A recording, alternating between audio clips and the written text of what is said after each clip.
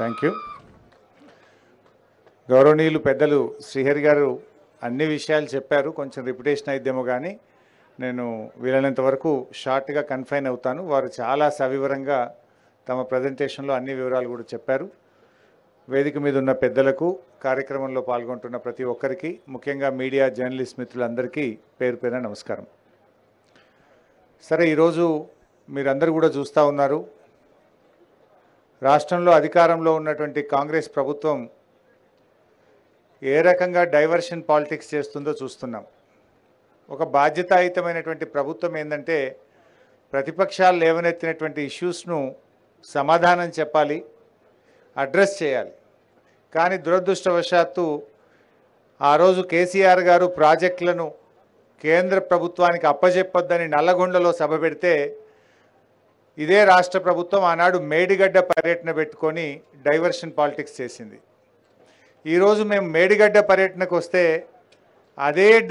అదే సమయానికి పాలమూరు ఎత్తిపోతల పథకాన్ని దగ్గర ఇంకో యాత్ర పెడతా ఉన్నారు. అంటే ఏంది ఇది? ఒక చిల్లర మల్లర ప్రయత్నం తప్ప ఇది ఒక బాధ్యతాయుతమైనటువంటి ప్రభుత్వం వ్యవహరించేటువంటి విధానం కాదు. అంటే ప్రతిపక్షానికి స్పేస్ లేకుండా తాము ఆక్రమించుకోవాలనే ఒక చీప్ టాక్టిక్స్, ఒక చిల్లర ప్రయత్నం తప్ప ఇందులో ఒక పైశాచిక ఆనందం తప్ప ఒక ప్రభుత్వం యొక్క విధానం కాదు, ఒక ప్రభుత్వం అవలంబించేటువంటి పద్ధతి కానే కాదని కూడా ఈరోజు చెప్పుకోక తప్పదు. ఎందుకంటే ఇవాళ మనం చూసాం, ఇవాళ మేము మేడిగడ్డ దగ్గరికి వెళ్తున్నాం అనగానే హైదరాబాద్లో కాగ్ రిపోర్ట్ మీద ఒక మీటింగ్ పెట్టడం, అటు పాలమూరుకు వెళ్ళడం, ఉత్తమ్ కుమార్ రెడ్డి గారు హడావిడిగా ప్రెస్ మీట్లు పెట్టడం, అంటే ఇవన్నీ కూడా ఒక రకంగా మేము విజయం సాధించామని చెప్పొచ్చు.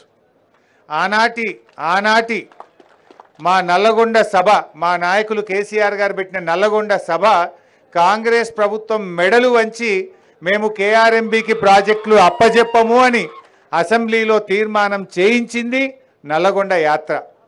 ఇవాళ మా మేడిగడ్డ యాత్రకు కూడా బేంబేలెత్తిన ప్రభుత్వం ఉత్తమ్ కుమార్ రెడ్డి గారు ఇలా హైదరాబాద్లో ప్రెస్ మీట్ పెట్టి ఇక మేము తొందరగానే రిపేర్ చేయిస్తాము, ఆ ఎన్డీఎస్ఏ రిపోర్ట్ రాగానే ఒక నెల వరకు రిపేర్ స్టార్ట్ చేస్తాము అని అయితే ఇవాళ ఆయన నోట చెప్పించినామంటే మా యాత్ర ఒక పాక్షిక విజయాన్ని సాధించిందని కూడా చెప్పుకోక తప్పదు. అంటే ఒక రకంగా ఇవాళ మేము వాళ్ళ మీద పెట్టిన ఒత్తిడికి ఈ ప్రభుత్వం దిగి వస్తున్నటువంటి పరిస్థితి ఉంది. కానీ బాధ్యతాయుతమైన ప్రభుత్వం ఏం చేయాలి? వాస్తవానికి 3 నెలలు అయింది, దాదాపు మీరు అధికారంలోకి వచ్చి 3 నెలలు అయినా ఈ ప్రాజెక్టును పునరుద్ధరించడానికి ఈ రోజుకు ఒక్క అడుగు ముందుకు వేయలే. మీరు ఏమనంటే ఎన్డీఎస్ఏ రిపోర్ట్ అని చెప్పి కాలయాపన చేసి రేపు వర్షాకాలంలో ప్రాజెక్టు పూర్తిగా దెబ్బతీయాలనే ఒక కుట్ర ఈరోజు మీలో కనబడుతున్నటువంటి పరిస్థితి ఉన్నది.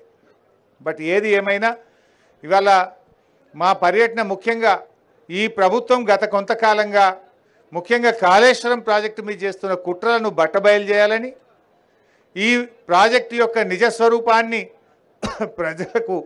ప్రజలకు తెలియజేయాలని, ప్రాజెక్టు పునరుద్ధరణ చర్యలు యుద్ధ ప్రాతిపదికన ప్రారంభించాలని ప్రభుత్వం మీద ఒత్తిడి పెట్టాలనే ఉద్దేశంతోనే ఈరోజు మేము మేడిగడ్డకు రావడం జరిగింది. అంటే ముఖ్యంగా ఈ ప్రభుత్వాలు అనేటువంటివి ఇలా రైతుల పక్షాన, ప్రజల పక్షాన పనిచేయాలి. కానీ ఎంతసేపు ప్రతిపక్షం మీద బురద జల్లాలి, గత ప్రభుత్వం మీద బురద జల్లాలనేటువంటి చిల్లర ప్రయత్నాలు మానుకోవాలని చెప్పి నేను కోరుతా ఉన్నా. అంటే పార్లమెంట్ ఎన్నికల్లో ఓ 4 సీట్లు ఎక్కువ పొందాలి, గత ప్రభుత్వాన్ని బదనాం చేయాలనేటువంటి ఒక దుగ్ధ తప్ప ఈ ప్రభుత్వంలో ఇంకోటి కనబడతలేదు. కాంగ్రెస్ పార్టీ వ్యవహారం చూస్తూ ఉంటే రాష్ట్ర ప్రయోజనాలు, రైతు ప్రయోజనాల కంటే కూడా రాజకీయ ప్రయోజనాలకు వాళ్ళు ఎక్కువ ప్రాధాన్యత ఇస్తున్నట్టు కూడా ఇవాళ కనబడతా ఉంది. అదేవిధంగా ఈరోజు గోబల్స్ ఆనాడు ఇప్పుడు ఒక రాజకీయ పార్టీ ఎన్నికలప్పుడు ఏదైనా మాట్లాడిందంటే కొంత అర్థం చేసుకోవచ్చు. కానీ ప్రభుత్వంలోకి వచ్చిన తర్వాత కూడా గోబల్స్ ప్రచారం చేస్తూ కాలాన్ని వెళ్ళదీస్తున్నటువంటి ప్రభుత్వం బహుశా ఈ దేశంలో ఎవరిదన్నా ఉందంటే అదొక రేవంత్ రెడ్డి గారి ప్రభుత్వం అని చెప్పి మాత్రం చెప్పక తప్పదు. నాకున్న అనుభవంలో ప్రభుత్వంలో ఉన్న వాళ్ళు ఇట్లా గోబల్స్ ప్రచారం చేస్తూ పబ్బం గడిపినటువంటి ప్రభుత్వం బహుశా ఆ ఘనత ఈ ప్రభుత్వానికి మాత్రమే దక్కుతుందని చెప్పి నేను మనవి చేస్తూ ఉన్నా. జనరల్గా మెగా ప్రాజెక్టులు కట్టినప్పుడు అక్కడక్కడ కొన్ని సాంకేతిక ఇబ్బందులు తలెత్తుతాయి. ఇంత పెద్ద మెగా ప్రాజెక్టులో సమస్య వచ్చింది. ఇలా కాళేశ్వరం అంటే ఇప్పుడే పెద్దలు శ్రీహరి గారు చెప్పారు, 100 కాంపోనెంట్లలో మేడిగడ్డ ఒక కాంపోనెంట్. ఆ మేడిగడ్డలో 86 పియర్స్లో 2-3 పియర్స్ దెబ్బతిన్నాయి. 100 కాంపోనెంట్లలో మేడిగడ్డ ఒకటి, మేడిగడ్డలోని 86 పియర్స్లలో 2-3 పియర్స్లు దెబ్బతింటే మొత్తం కాళేశ్వరమే దెబ్బతిన్నదనేటువంటి ఒక గోబల్స్ ప్రచారాన్ని మీరు చేసే ప్రయత్నం చేస్తూ ఉన్నారు. ఇప్పుడు వర్షాకాలం వచ్చేలోపు పునరుద్ధరణపై దృష్టి పెట్టండి, రైతులకు మళ్ళీ నీళ్ళు ఎట్లా ఇవ్వాలనో ప్రయత్నం చేయండి. ఆ రకంగా ఇలా ముందుకు పోవాల్సినటువంటి బాధ్యత ఇవాళ ఈ ప్రభుత్వం మీద ఉంది. ముఖ్యంగా ఇప్పుడు మనం అన్నారం బ్యారేజ్ దగ్గర ఉన్నాం. ఇవాళ మేము ఇంజనీర్స్తో కూడా మాట్లాడినాం, అక్కడ మేడిగడ్డ దగ్గర మాట్లాడినాం, ఇక్కడ అన్నారం దగ్గర కూడా మాట్లాడాం. ఇవాళ అన్నారం బ్యారేజు దాదాపు ఇంటాక్ట్గా ఉంది. సుందిల్లా అన్నారం మనం కొద్దిపాటి ఏదైనా మరమ్మతులు కానీ కొంత గ్రౌటింగ్ కానీ ఏదైనా మినిమం రిపేర్స్లోనే అన్నారంను ఈ వర్షాకాలంలోపే దాన్ని పూర్తి చేసుకోగలిగితే వచ్చే వర్షాకాలానికి అన్నారం నుంచి మనం కాళేశ్వరం ఆయకట్టు కొంతవరకు మీట్ అయ్యే అవకాశం ఉంటుంది. అన్నారంకు దాదాపు 36 స్ట్రీమ్స్ ఉన్నాయి. మానేరు కూడా అన్నారంకి వచ్చి జాయిన్ అవుతుంది. మనము ఇక్కడి నుంచి కొంత నీళ్ళని తీసుకోవచ్చు. వరద తగ్గిన తర్వాత అవసరమైతే ఒక కాపర్ డ్యామ్ కూడా వేసుకొని మనం మేడిగడ్డ పంపుల్ని కూడా ఉపయోగించుకొని కాళేశ్వరం ఆయకట్టును పూర్తి స్థాయిలో మరి రైతుల ప్రయోజనాలు కాపాడేటువంటి అవకాశం ఉంది. మేము అందువల్ల మేమేం కోరుతున్నాము, రాజకీయాలు తర్వాత చేసుకుందాం, ఎన్నికలప్పుడు రాజకీయాలు ఏదైనా చేసుకుందాం, రాజకీయాలకు సమయం కాదు ఇది. ఒక బాధ్యతాయుతమైనటువంటి ప్రభుత్వం తక్షణమే యుద్ధ ప్రాతిపదికన వచ్చే వానకాలంలో తిరిగి రైతులకు నీళ్ళు ఎట్లు ఇవ్వాలనో దాని మీద ఇలా దృష్టి పెట్టండి, దాని మీద మీరు ప్రయత్నం చేయండి. లేదంటే అఖిలపక్షం పిలవండి, అన్ని రాజకీయ పార్టీలను పిలవండి, మేము వచ్చి మీకు చెప్తాం ఎట్లా చేయాలనో, కావాలంటే మా సూచనలు కూడా మీకు అందిస్తాం. అంతే తప్ప కాలయాపన చేయొద్దు, రైతుల జీవితాలతో ఆడుకోవద్దు, రాష్ట్ర ప్రయోజనాలు దెబ్బతీయొద్దని చెప్పి మేము ప్రభుత్వానికి పదే పదే విజ్ఞప్తి చేస్తూ ఉన్నాం. ముఖ్యంగా ఎందుకంటే ఇలా వాళ్ళ ప్రయత్నం ఏంటంటే ప్రజాక్షేత్రంలో బీఆర్ఎస్ను పడగొట్టాలంటే ఈ కాళేశ్వరంను పడగొట్టాలనేటువంటి ఒక కుటిల ప్రయత్నం రేవంత్ రెడ్డి గారిలో కనబడతా ఉంది. ఎందుకంటే రేవంత్ రెడ్డి గారి 2 మాటలు గుర్తు చేయాల్సిన అవసరం కూడా ఉంది. ఆయన గతంలో ప్రగతి భవన్ను బాంబులు పెట్టి పేల్చేయాలని కూడా మాట్లాడినాడు. అసెంబ్లీలో ఏమన్నాడు, కేసీఆర్ గారి ఆనవాళ్ళు లేకుండా చేస్తాను కూడా అసెంబ్లీలోనే ఒక ముఖ్యమంత్రిగా ఆయన మాట్లాడినాడు. అటువంటి వ్యక్తి దేనికైనా ఒడిగొట్టాడనేటువంటి అనుమానాలు కలుగుతూ ఉన్నాయి. కేసీఆర్ గారి ఆనవాళ్ళు లేకుండా చేస్తా అన్నటువంటి ముఖ్యమంత్రి గారు రేపు కాళేశ్వరం ప్రాజెక్ట్ అనేది కేసీఆర్ కట్టినటువంటి ఒక ఇంజనీరింగ్ మార్వల్. ఇవాళ తెలంగాణకు లైఫ్ లైన్. తెలంగాణ వచ్చిన తర్వాత ఆయన ఎంతో దూరదృష్టితో రేపటి హైదరాబాద్ అవసరాలను, తెలంగాణ సాగునీటి, తాగునీటి, పారిశ్రామిక అవసరాలను దృష్టిలో పెట్టుకొని మరి ఒక 100 ఏళ్లకు దూరపు చూపుతోని ఇవాళ కేసీఆర్ గారు కాళేశ్వరాన్ని నిర్మించారు. కానీ ఆయన ఏంటంటే దీంతో ఆయనకు మంచి పేరు వచ్చింది, ఆయన ఆనవాళ్ళు లేకుండా చేయాలనేటువంటి కుట్రలు చేస్తున్నారనేటువంటి అనుమానాలు ఇవాళ రాష్ట్ర ప్రజల్లో కలుగుతూ ఉన్నాయి. అందువల్ల మీరు తక్షణమే ఆ కుట్రలు మానండి ఇప్పటికైనా. ఎందుకంటే రేవంత్ రెడ్డి గారికి ఏంటంటే ఆయన ఉద్యమంలో కూడా ఆయన ఎప్పుడు నిజాయితీగా అసలు తెలంగాణ ఉద్యమంలో పాల్గొన్న చరిత్ర రేవంత్ రెడ్డి గారికి లేదు. ఎలాగూ ఉద్యమంలో మీరు పాల్గొన్న చరిత్ర లేదు, కనీసం పరిపాలనలోనైనా నిజాయితీగా చేయండి. ఇవాళ తెలంగాణ ఉద్యమ ప్రతిరూపం కాళేశ్వరం ప్రాజెక్టు. తెలంగాణ ఉద్యమం పుట్టింది నీళ్ళలో పుట్టింది. ఇలాంటి నీళ్ళలో నుంచి వచ్చి ఉద్యమంలో నుంచి వచ్చిన ప్రభుత్వం అధికారంలోకి వచ్చి నిర్మించిన ఈ కాళేశ్వరంను రిస్టోర్ చేయడం ద్వారానైనా మీ నిజాయితీ నిరూపించుకోవాలని ఇవాళ రేవంత్ రెడ్డి గారిని నేను కోరుతా ఉన్నా. ఎందుకంటే ఇలా ప్రాజెక్టులు అనేకంగా దెబ్బతిన్నాయి. దేశంలో కానీ రాష్ట్రంలో కానీ అనేక ఉదంతాలు కూడా ఉన్నాయి. వాటన్నిటి మీద కూడా నేను వివరాలు ఇస్తాను. కానీ దానికంటే ముందు ఇలా ఉత్తమ్ కుమార్ రెడ్డి గారు కానీ కాంగ్రెస్ పార్టీ నాయకులు పదే పదే అవినీతి అని చెప్పి మాట్లాడుతూ ఉన్నారు. అసలు అవినీతి గురించి మాట్లాడే నైతిక హక్కు కాంగ్రెస్ పార్టీకి ఉందా? అవినీతికి care of address Congress party. ఈ దేశంలో ఈ రాష్ట్రంలో అసలు కాంగ్రెస్ పార్టీ హయాంలో జరిగిన స్కాములు తీస్తే చాంతాడంత లిస్ట్ వెళ్తుంది. ఆనాడు మీరు జలయజ్ఞంలో తెలంగాణ ప్రాంతంలో మీరు ఎన్ని ప్రాజెక్టులు చేపట్టినారు? అసలు ఒక్క ప్రాజెక్ట్ అన్న తెలంగాణ ప్రాంతంలో పూర్తయిందా? 33 ప్రాజెక్టులు జలయజ్ఞంలో మీరు చేపడితే 10 ఏళ్ల కాంగ్రెస్ పాలనలో ఒక్క ప్రాజెక్టు కూడా మీరు పూర్తి చేయలేదు. జలయజ్ఞాన్ని ధనయజ్ఞంగా మార్చింది మీరు ఆ రోజు కాగు 52,000 కోట్ల రూపాయల అవినీతి జరిగిందని మీ జలయజ్ఞాన్ని ఆ రోజు తప్పుపట్టినటువంటి విషయాన్ని నేను గుర్తు చేస్తా ఉన్నా. అసలు ఈపీసీ పద్ధతి తెచ్చింది మీరు, అవినీతికి మరి తలుపులు తెరిచింది మీరు. మేము వచ్చిన తర్వాత ఈపీసీ విధానం రద్దు చేసినాం. మీరు పెట్టిన మొబిలైజేషన్ అడ్వాన్స్ను రద్దు చేసినాం. ఇదే ప్రాణహిత చేవెళ్లలో 0.5% ఉండే సర్వే అండ్ మొబిలైజేషన్ అడ్వాన్స్కి ఇచ్చే సర్వే కోసం ఇచ్చే మొబిలైజేషన్ అడ్వాన్స్, దాన్ని 3.5%కు పెంచి ఇవాళ అడ్డగోలుగా కాంట్రాక్టర్ల జేబులు నింపింది ఇవాళ ఆనాటి కాంగ్రెస్ ప్రభుత్వం. సర్వే అండ్ మొబిలైజేషన్ అడ్వాన్స్ల పేరు మీద పెద్ద ఎత్తున ఇవాళ మీరు ఆ రోజు డబ్బులు దోచిపెట్టినటువంటి ప్రయత్నం చేసినారు. 4 ఏళ్లలో ప్రాణహిత చేవెళ్ల ప్రాజెక్టు పూర్తి చేస్తామని చెప్పిన మీరు 4 ఏళ్లలో మీరు చేసిన పని 160 కోట్లు, సర్వే అండ్ మొబిలైజేషన్ అడ్వాన్స్ మీద ఇచ్చింది 1450 కోట్లు. చేసిన పని 160 కోట్లు, సర్వే మొబిలైజేషన్ అడ్వాన్స్ మీద లేపిన బిల్లులు 1450 కోట్లు కాంట్రాక్టర్లకు ఇచ్చింది మీరు. ఇలా మీరు మాట్లాడుతుంటారు చేసిన పని 160 కోట్లు, ఎత్తిన బిల్లులు 1450 కోట్లు. ఇక మీరు అవినీతి గురించి మాట్లాడతారు. 7 ఏళ్లలో ప్రాణహితకు శంకుస్థాపన చేసి 7 ఏళ్ళు అధికారంలో ఉంటే తమ్మిడిహట్టి దగ్గర తట్టెడు మన్ను దవ్వలే మీరు. కనీసం అంతర్రాష్ట్ర ఒప్పందం చేయలే. 3 చోట్ల కాంగ్రెస్ ప్రభుత్వం ఉన్నా మహారాష్ట్రతో ఒప్పందం చేయలేనటువంటి ప్రభుత్వం పార్టీ మీ కాంగ్రెస్ పార్టీ. మీరా మాట్లాడేది? శ్రీహరన్న చాలా వివరంగా చెప్పిండు ఎందుకు మార్చినామని. ఇవాళ పాపం ఆయన మరి అమాయకంగా మాట్లాడుతుండా, తెలిసి మాట్లాడుతుండా పాపం, లేదంటే రేవంత్ రెడ్డి గారి సావాస దోషం ఉత్తమ్ కుమార్ రెడ్డికి అంటుకున్నదో నాకైతే డౌట్ వస్తున్నది. రేవంత్ రెడ్డి నోరు తెరిస్తే ఆయన మాట్లాడతాడు, కానీ ఉత్తమ్ కుమార్ రెడ్డి కూడా ఈ మధ్యలో అదే పని మోపైంది. ఆయన ఏమంటుండే ఇవాళ హైదరాబాద్లో ప్రెస్ మీట్ పెట్టి తమ్మిడిహట్టి దగ్గర నీళ్లు లేవని బీఆర్ఎస్ పార్టీ దుష్ప్రచారం చేస్తుందట. ఇది సెంట్రల్ అసెంబ్లీలో కూడా అట్లే అబద్ధాలు ఆడిండు. దొరకబట్టి చెప్తే కనీసం తలకాయ కిందకేసుకున్నాడు. అసెంబ్లీలో ఇరిగేషన్ మీద వాళ్ళు విడుదల చేసినటువంటి బుక్కులో అన్ని తప్పులే, శుద్ధ తప్పులు. అసెంబ్లీ సాక్షిగా అప్పటిదప్పుడు దొరకబట్టి మాట్లాడితే క్షమాపణ చెప్పమంటే నోరు తెరవలే. ఇవాళ కూడా మళ్ళీ అబద్ధం మాట్లాడిండు. నీళ్లు లేవు అని బీఆర్ఎస్ పార్టీ దుష్ప్రచారం చేస్తుంది అంటారు. ఇది సెంట్రల్ వాటర్ కమిషన్ మన రాష్ట్ర ప్రభుత్వానికి రాసిన లేఖ 4 మార్చ్ 2015, 4 మార్చి 2015 నాడు కేంద్ర జల సంఘం తమ్మిడిహట్టి దగ్గర నీళ్లు లేవు, ప్రత్యామ్నాయం చూసుకోండి అని కేంద్ర జల సంఘం మన రాష్ట్రానికి రాసిన లేఖ. నీకు బంప్తా ఉత్తమ్ కుమార్ రెడ్డి, ఇప్పటికైనా నువ్వు మరి రేవంత్ రెడ్డి లెక్క మారకు, నీ పరువు తీసుకోకు, ఒక మంత్రిగా బాధ్యతాయుతంగా మాట్లాడు.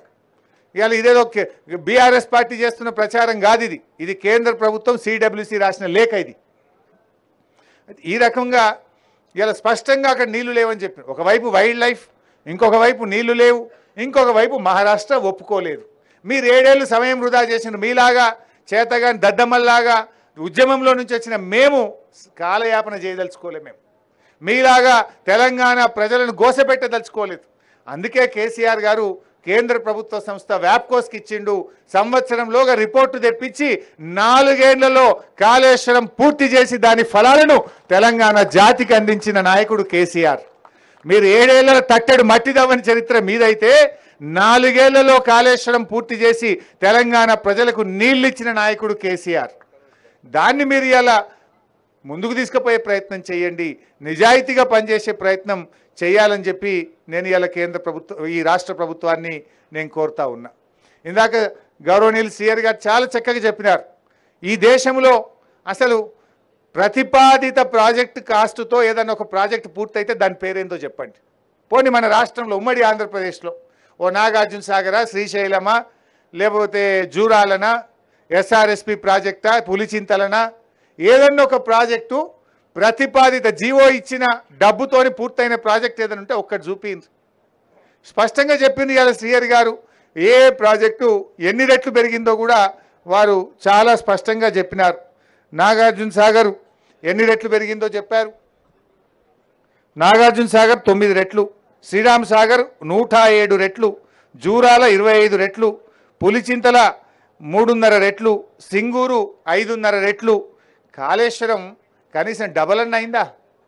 అంటే ఈ రాష్ట్రములో అతి తక్కువ కాస్ట్ ఎస్కలేషన్తో పూర్తయిన ఏకైక ప్రాజెక్టు కాళేశ్వరం ప్రాజెక్టు.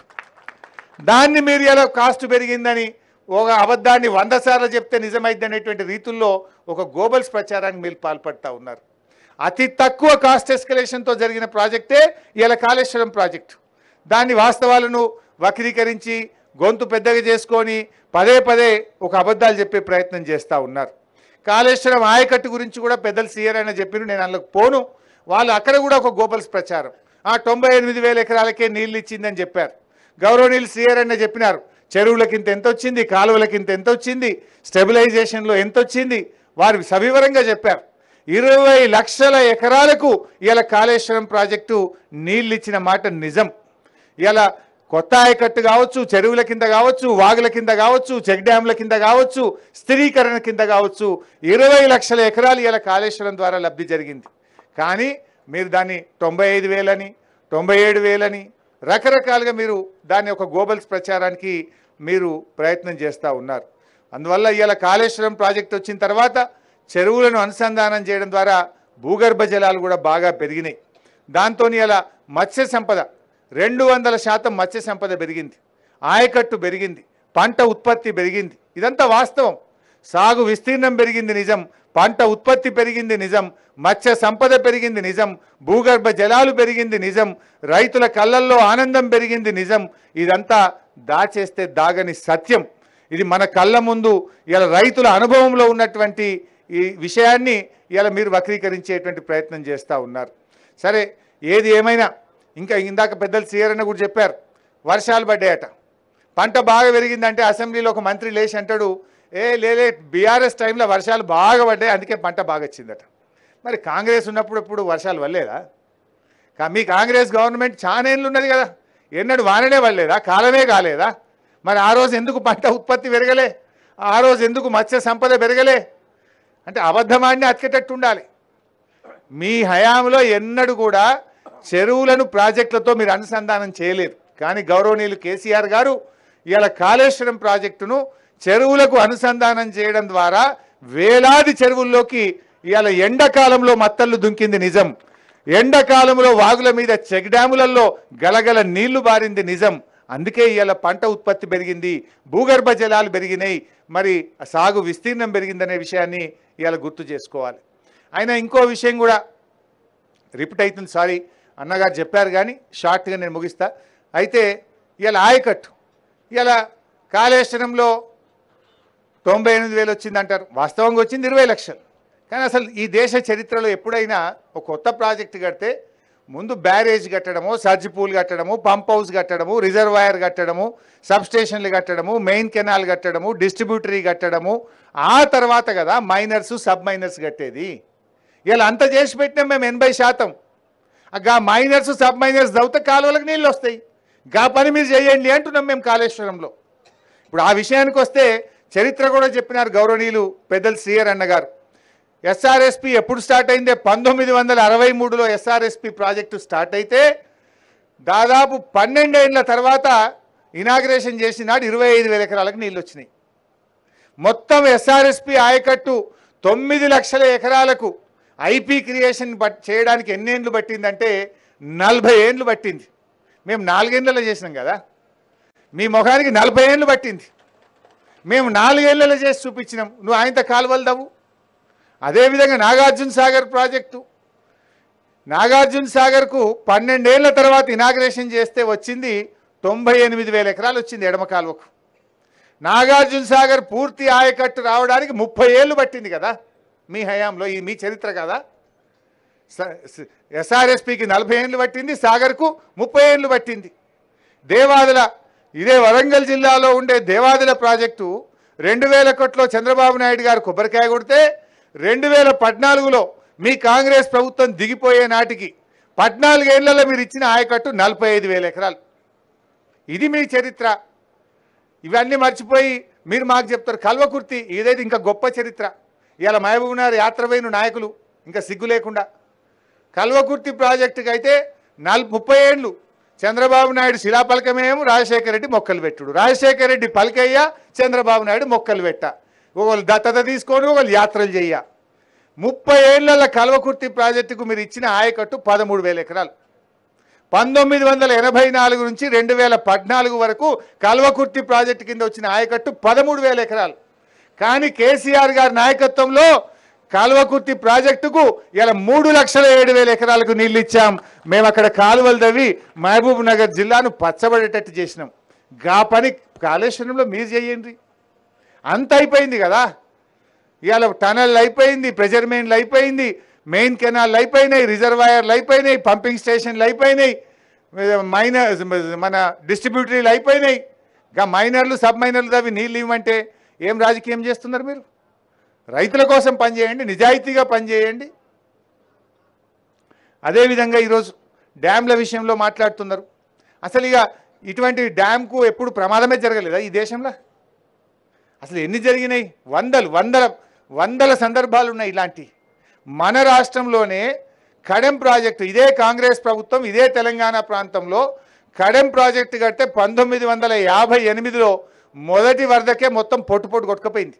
1958 ఆదిలాబాద్ జిల్లాలో కడెం ప్రాజెక్టు 1958లో మొత్తం కొట్టుకుపోయింది. తర్వాత రిస్టోర్ చేసిండ్రు. 1995లో మళ్ళా కొట్టుకుపోయింది. 2 సార్లు కొట్టుకుపోయింది కడెం ప్రాజెక్టు. అదేవిధంగా ఖమ్మం జిల్లాలో తాలిపేరు వాగు 2 సార్లు కొట్టుకుపోయింది మీ కాంగ్రెస్ ప్రభుత్వ హయాంలో. ఇదే వరంగల్ జిల్లాలో పాలెం వాగు జలయజ్ఞంలో కాంగ్రెస్ పార్టీ జలయజ్ఞంలో చేపట్టిన పాలెం వాగు అది సర్ప్రైజింగ్లీ ఒకటే డేటు 2 సార్లు కొట్టుకుపోయింది. వరుసగా 2 సంవత్సరాలు కొట్టుకుపోయింది. అదే తేదీ నాడు పాలెం వాగు కొట్టుకుపోయింది. 2 సార్లు పాలెం వాగు కొట్టుకుపోయింది. తాలిపేరు 2 సార్లు కొట్టుకుపోయింది. పాలెం మన కడెం వాగు 2 సార్లు కొట్టుకుపోయింది. ఇక దేవాదుల ప్రాజెక్టులు అయితే పటాకులు వెళ్ళినాయి పైపులు. దేవాదుల ప్రాజెక్టు టనల్ కూలిపోయి కార్మికులు చనిపోయిన పరిస్థితి. ఎల్లంపల్లి ప్రాజెక్టు కూడా తెగిపోయిన పరిస్థితి. సింగూరు డ్యాములు కొట్టుకుపోయిన పరిస్థితి. మూసి గేట్లు కొట్టుకుపోయినాయి. సాత్నాల హెడ్ రెగ్యులేటర్ కొట్టుకుపోయింది. పులిచింతల గేట్లు కొట్టుకుపోయినాయి. ఇట్లా చెప్పుకుంటూ పోతే మన రాష్ట్రంలోనే పలు సంఘటనలు జరిగినాయి. కానీ మేము అట్లా చేయలే కదా. గత ప్రభుత్వాలు ఏం చేసినాయి?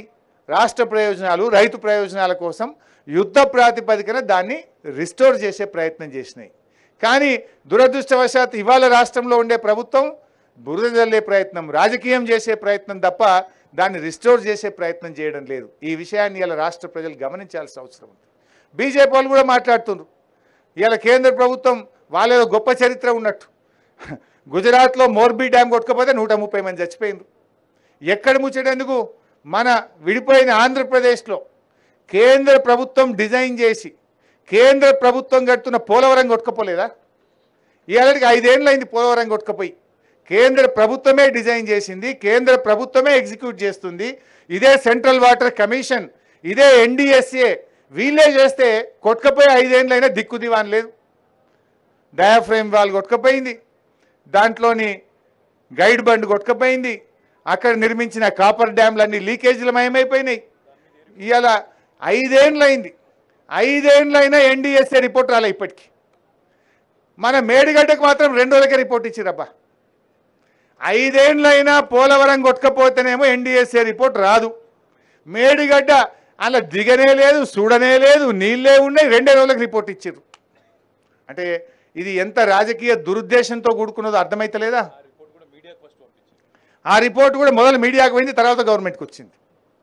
అంటే వాళ్ళు అప్పుడు హడావిడిగా ఎన్నికల్లో లబ్ధి పొందడానికి ఏ రకమైన కుట్రతో వ్యవహరించిందో కూడా ఇలా అర్థమవుతూ ఉంది.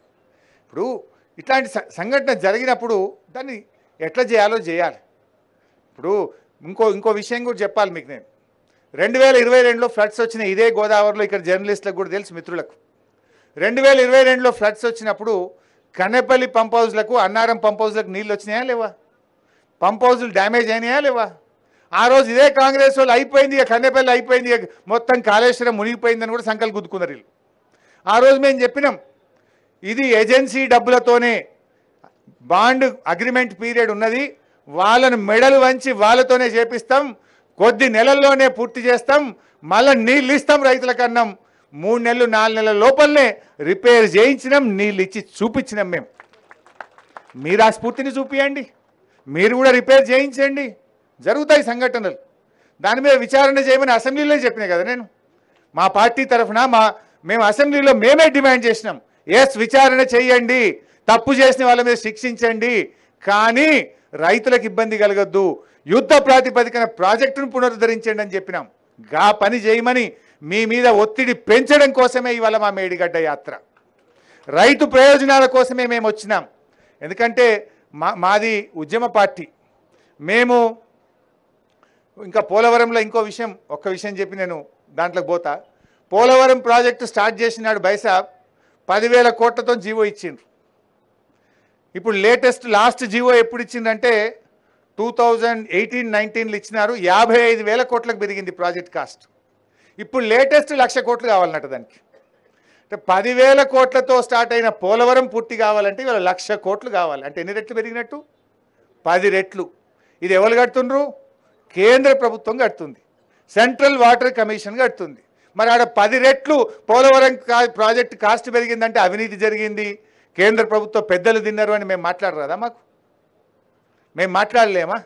మరి ఆడ 10,000 కోట్ల పూర్తి అవుతుండే, పోలవరం జల్లి కట్టే 10,000 అవుతుండే, 1,00,000 కోట్లు అయింది, 90,000 కోట్ల అవినీతి జరిగిందని మాకు మాట్లాడరాదా ఏంది? ఇది పద్ధతి కాదు.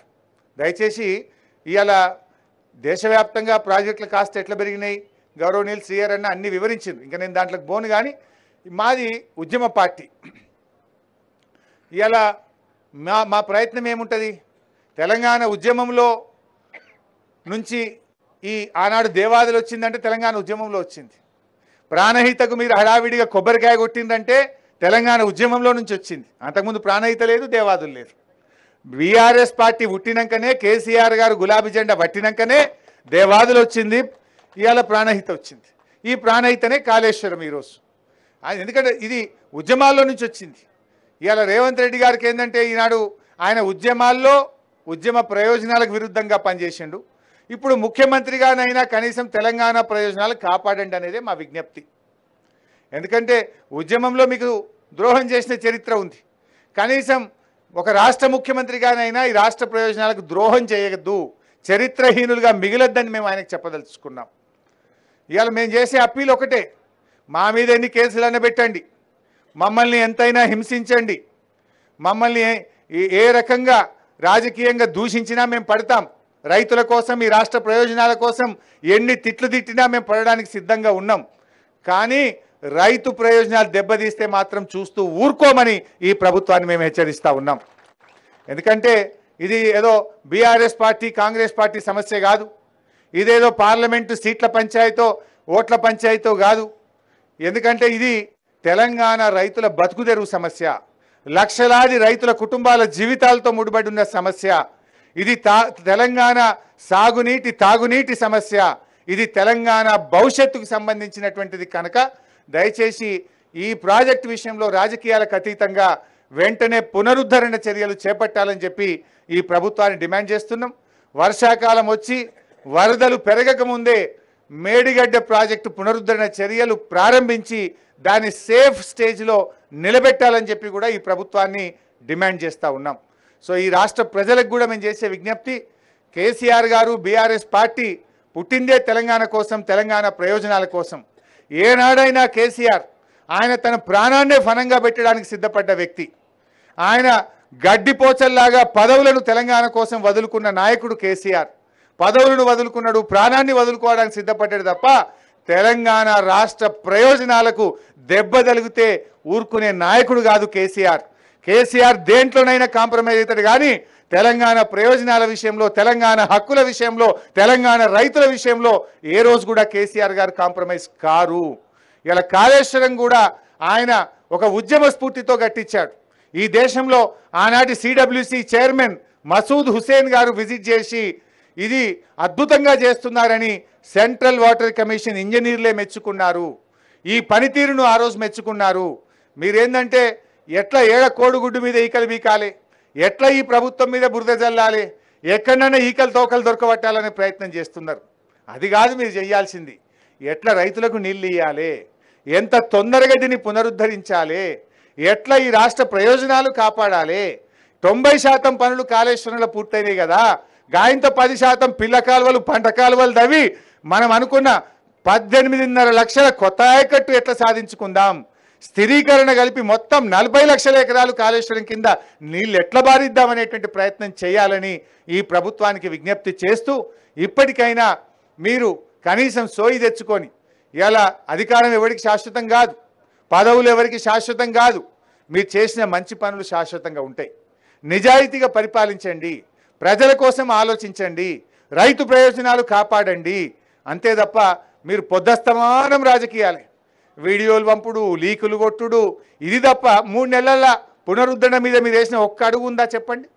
ఎన్డీఎస్ఏకి రాసినాం, ఎన్డీఎస్ఏ దగ్గర పోయి మాట్లాడరాదా? ఒక ప్రత్యేకంగా ఒక సెక్రటరీని ఢిల్లీలో కూర్చోబెట్టి వాళ్ళని తొందరగా పిలిపించి, మాకు వర్షాకాలం వస్తే మళ్ళీ ఫ్లడ్స్ వస్తాయి, మీరు తొందరగా రండి, సూచనలు ఇవ్వండి, ఏం చేయాలో చెప్పండి అని ముందుకు తీసుకుపోయే ప్రయత్నం చేయరా మీరు? అవన్నీ మర్చిపోయి ఎంతసేపు పేపర్ల లీకులు ఇచ్చుడు, టీవీలలో లీకులు ఇచ్చుడు, అసెంబ్లీల లీకులు ఇచ్చుడు, ఇవి వీడియోలు చూపించుకుంటా ఈ తమాషాలు ఆపండి. రాష్ట్రం కోసం ఒక బాధ్యతాయుతమైన ప్రభుత్వంగా మీరు రాష్ట్ర ప్రయోజనాల కోసం పనిచేయాలి, యుద్ధ ప్రాతిపదికన ప్రాజెక్టును పునరుద్ధరించాలని చెప్పి డిమాండ్ చేస్తున్నాం. వచ్చే వానకాలంలో యథావిధిగా కాళేశ్వరం పనులు జరిగే విధంగా, నీళ్లు అందే విధంగా అన్ని చర్యలు కూడా తీసుకోవాలని చెప్పి ఈ ప్రభుత్వాన్ని డిమాండ్ చేస్తున్నాం. Thank you.